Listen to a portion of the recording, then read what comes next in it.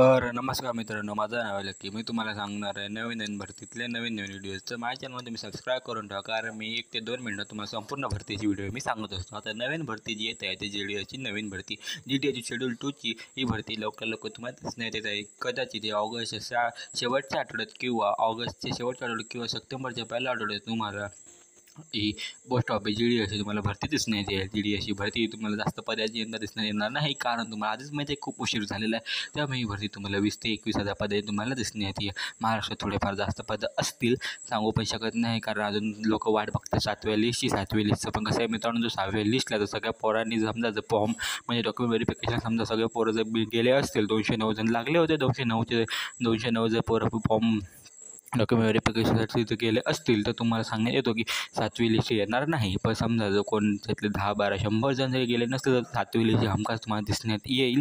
आणि 7वी लिस्ट जर समजा तुम्हाला दिसण्यात आली तर तुम्हाला हे पण सांगता येऊ शकते की तुम्हाला ही नवीन भरती थोडी लेट, आणि समजा जास्तच लेट झाली तर तुम्हाला ही नवीन भरती दिसण्यात पण येऊ शकत नाही.